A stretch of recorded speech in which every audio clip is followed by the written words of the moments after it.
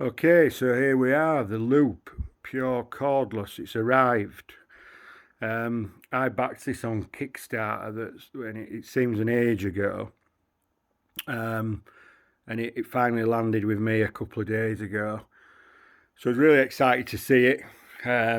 You know, bit of a vacuum nut. I don't know why, but yeah, pleased to see it. You know, especially having backed it from the start, and thought I'd put together a quick video for anyone that's interested. Just tell you about this. I've done a review of the Shark before. I don't tend to sugarcoat things. And yeah, just thought tell you a little bit about this. What do I think of it? First impressions. I've given it a pretty good go already. So yeah, so let's get into it. So first of all, looks. I think it looks good. You know, the white and the black, pretty stylish. Unlike most stick vacuums, cordless, the bin is down here, and it almost has more of a classic look of an old, you know, of an upright cleaner, if you get what I mean. In that the bin's down here, and this really is just a handle, and you've got the foot at the bottom with the roller in there. Onboard tools, which on first glance is fantastic. We'll come on to that in a bit. Your buttons are here. You know, there's nothing more to it than that. This is your battery, which you take out and charge, or you can charge it in the machine. Just plug the wire in the little hole there. So yeah, you know, looks wise, pretty good. The instructions that come with it are clear, easy to follow, very Dyson-esque. Unsurprising, since these two guys were at Dyson. And then, you know, moving on to using it. Well, how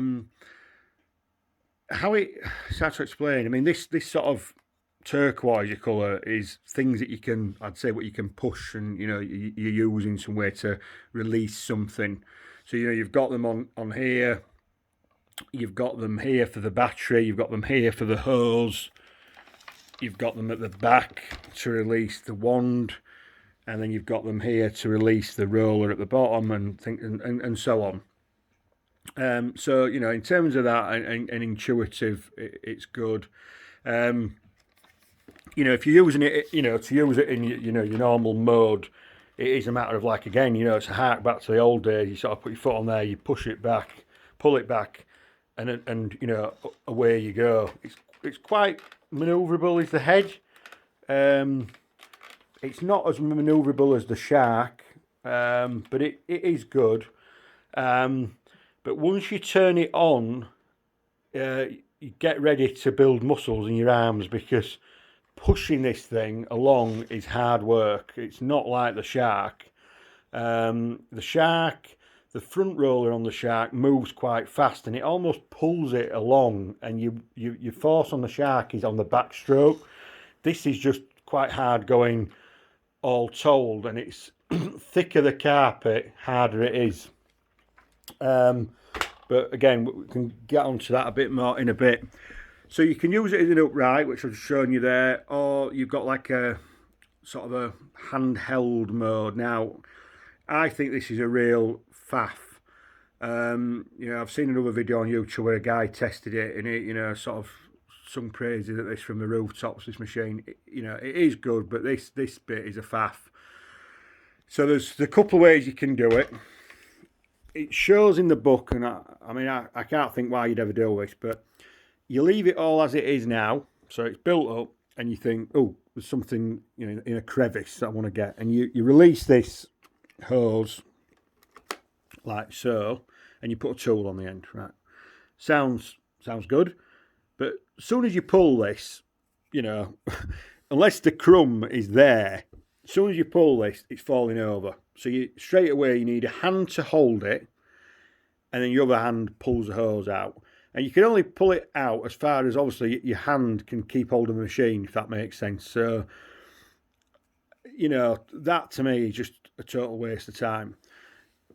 Then the other way of doing it, which, you know, it does work, but it's a faff, is you take off the roller at the bottom, so you put your foot on there, and it's quite hard doing it on a video, but you put your foot on that, and in this instance, I'll use. That then comes off, so you can discard that. And it has got 2 little feet on it, which, give them the, you know, a bit of credit for that. And you can then walk around carrying it with this, and you've got your hose. But that's quite heavy. So really what you then can do is, and this is what I mean by it's a faff, you then take this out, the handle,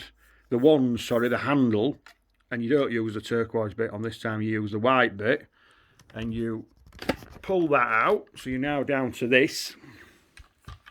Sorry for my camera work here, but so you're now down to this. And what you then do is you connect this into here, and then you put your tool on the end of that of the turquoise bit, and you've got then like a long wand that you can, you know, one hand you're carrying this and the other hand you're holding that, and you know, you can reach up to the ceilings and down below. But it's certainly not a kind of a snap piece of process. You know, if I think of the shark, you know, it's quite quick, pull it out, puts, you know, your way kind of thing. This is all a faff.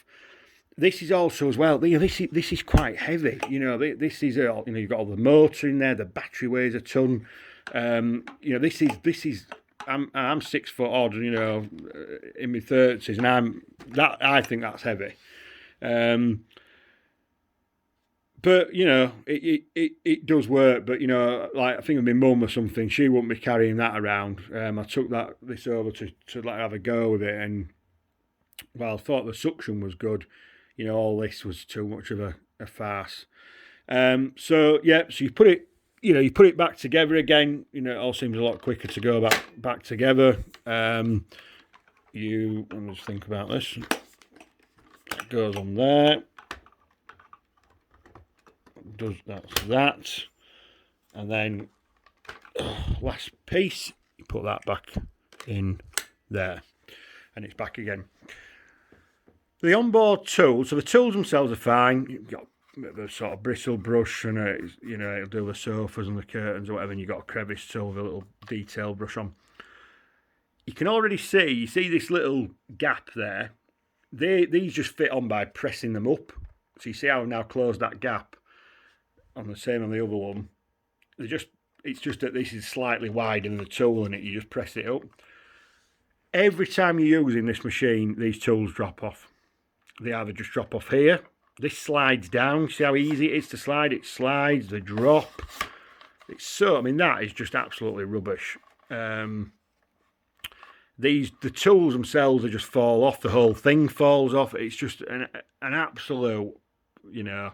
It's a shame because, like, again, I keep going back to the shark or the Dyson, actually. They don't have onboard tool storage. So when I saw it did have, you're like, oh, that's good. That's quite useful. But now they're falling off all the time. You're like, oh, God, you know, what a waste of time.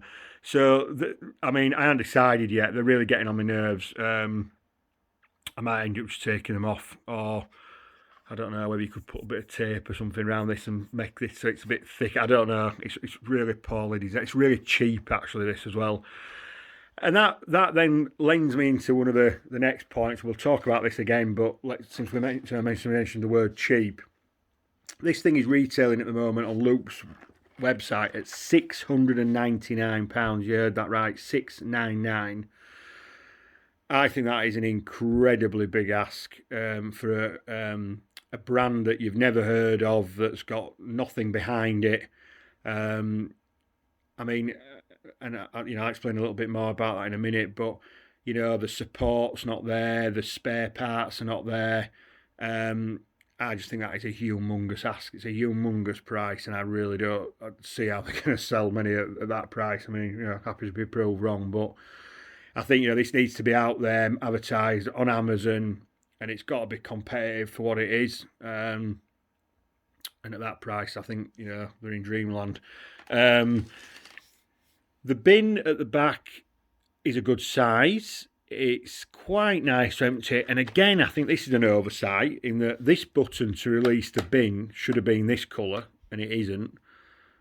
I almost wonder if that's why they then put this coloured sticker there as a bit of an afterthought. You press that, and then it just slides out. It's a nice size.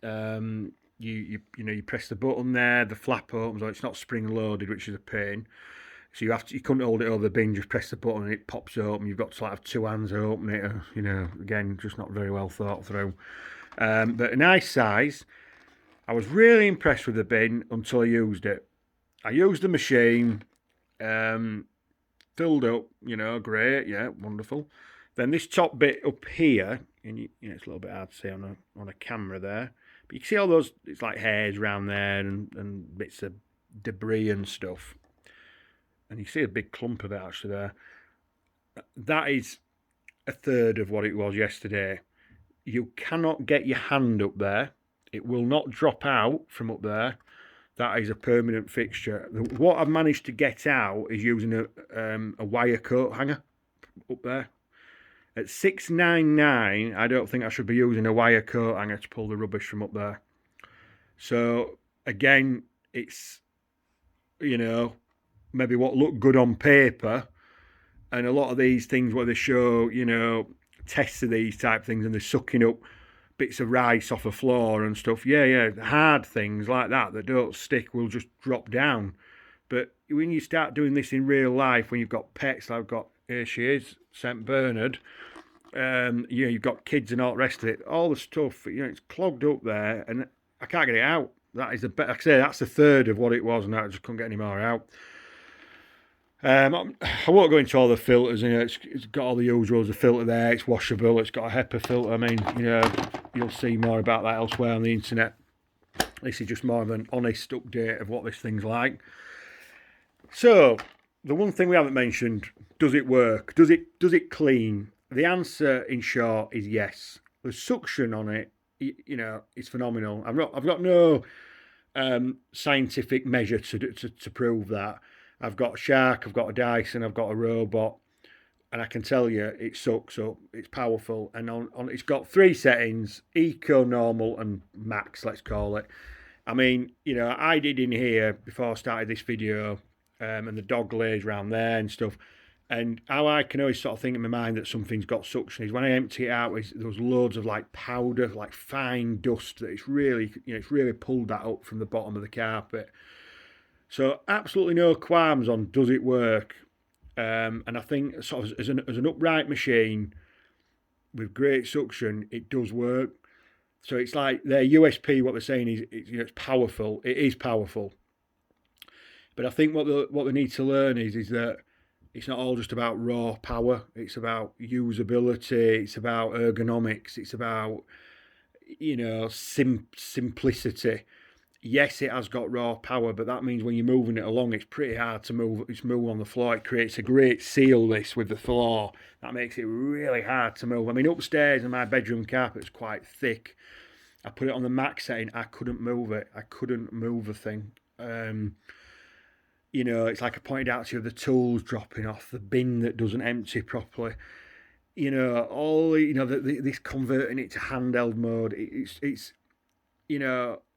I think they've got something, but it's a really crowded market space, and they've not got any brand recognition. And at $6.99, if somebody just like give me this to try and said, it's $6.99, then would you buy it? Absolutely, no way on earth would I pay $6.99 for this.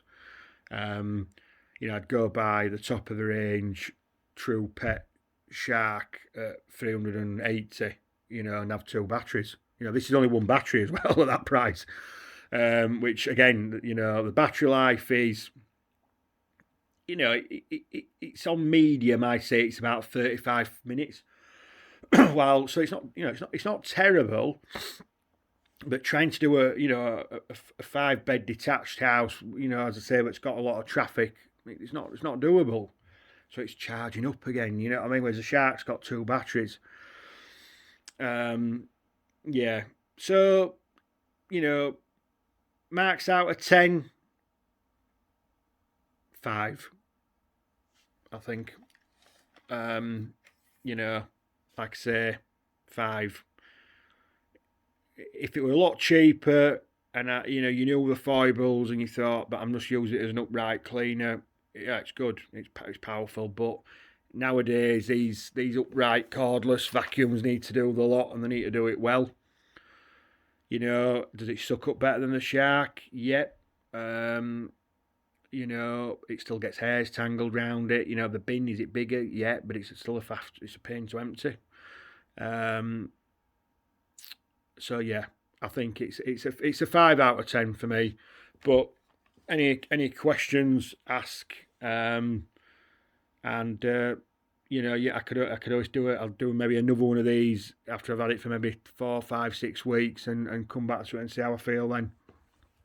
Cheers.